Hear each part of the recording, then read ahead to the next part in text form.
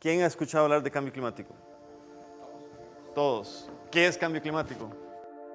La Tierra no nos pertenece a nosotros, nosotros pertenecemos a la Tierra, de tal manera que lo estamos dañando. Nosotros pensamos que podemos extraer todo de la naturaleza sin que la naturaleza nos cobre a nosotros, pero no, estamos totalmente equivocados. Es que la naturaleza, decía yo antes, es un puzzle, y cuando movemos una ficha se mueven todas.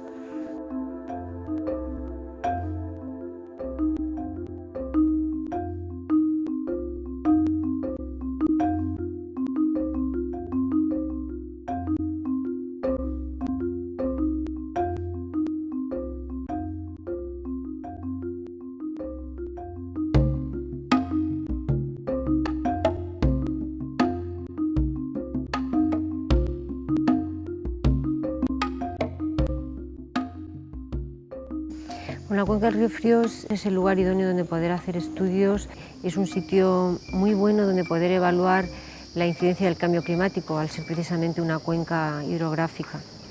Y para ello la herramienta que nosotros utilizamos para analizar estos cambios son los insectos. ¿Qué está ocurriendo? Aquí había antes selva más continua, bosque más continuo, se ha fragmentado, se ha aislado, hay campos de piña, hay potreros, han surgido campos de arroz donde no los había. Entonces eso está afectando seguro, pero ¿hasta qué nivel? Nuestra pregunta es, ¿esto está afectando también a la gente que allí vive, a las poblaciones? ¿Cómo les puede afectar? Entonces, nosotros para eso elegimos una serie de grupos de insectos que son, digamos, de distintos niveles en el campo, en el bosque. Unos viven ligados al suelo y reciclan materia orgánica en el suelo, madera, materia muerta que va cayendo. Otros están, como nos contaba María en un momento esta mañana, en las bromelias, ahí en el agua y están viviendo a otros niveles. Otros están comiendo madera bien muerta o bien incluso sobre los árboles ya más o menos viejos.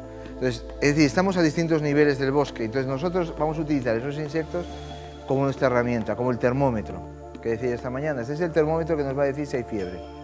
Entonces, si hay unos insectos o no, nos estará diciendo que algo está ocurriendo.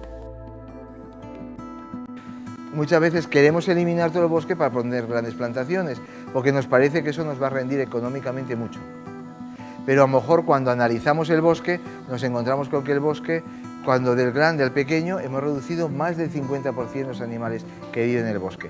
Y esos animales que viven en el bosque tienen una función importante. Recicla materia orgánica, enriquecen el suelo. Ese suelo que una vez cortado el bosque se puede cultivar es porque antes había bosque. Y los animales han estado revolviendo la basura, revolviendo la materia orgánica, incorporando abono orgánico al suelo.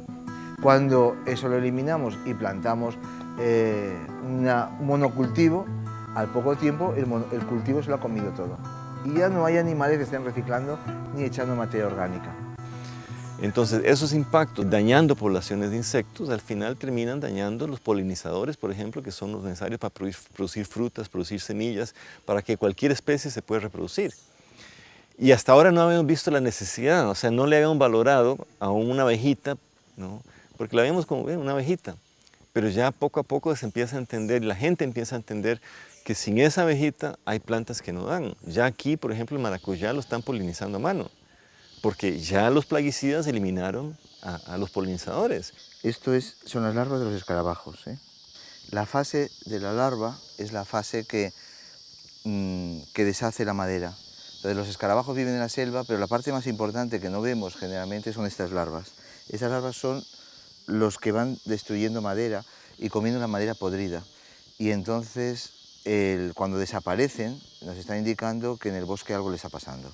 Cuando no encontramos o hay especies que han cambiado de estas, entonces nos está indicando que el bosque, diríamos, está enfermo, y si está enfermo tenemos que saber por qué.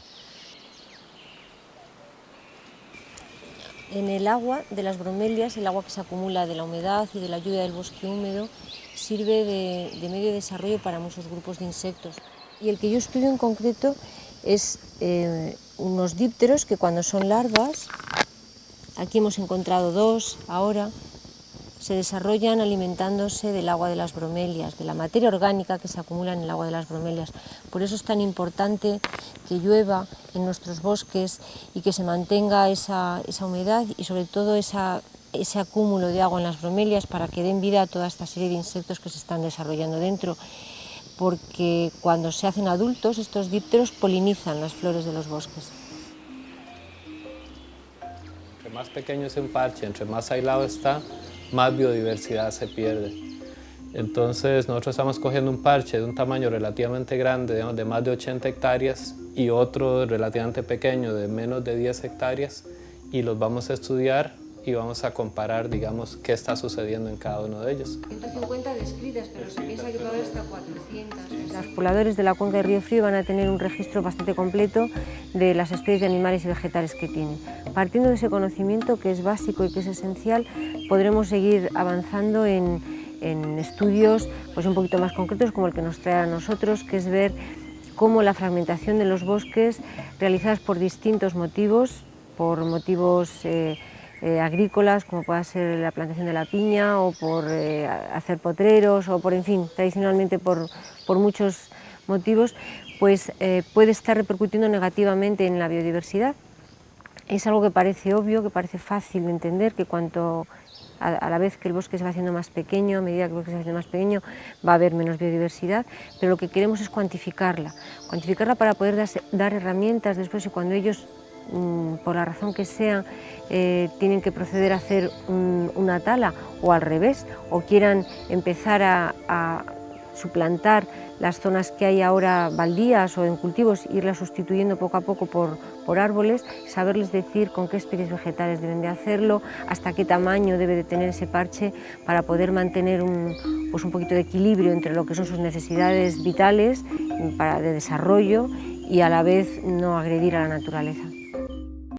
Esa información que sale del proyecto nos puede permitir a nosotros dialogar con autoridades del gobierno, por ejemplo, sobre temas ligados al impacto del cambio climático y en general sobre la perspectiva mayor de desarrollo en la que estamos interesados. Que lo que está pasando en nuestros cantones es real, no es mentira, no es que una persona lo inventó, es real y está sucediéndonos. Entonces, más bien, ojalá en esta investigación pueda participar gente local, organizaciones, jóvenes, para que ellos también sepan la información, tengan el conocimiento y ese conocimiento se quede acá en la zona. La socialización, que fue lo que hicimos ayer, de esta ciencia dura, que es estudiar insectos, para mí fue el tema de éxito ayer, donde ellos realmente están dispuestos, inclusive por las encuestas que les hicimos, de participar como voluntarios en la recolecta de información, de participar en la divulgación de esta información al resto de las comunidades. Ese tipo de sinergia con las comunidades locales significa que uno ya rompió una barrera.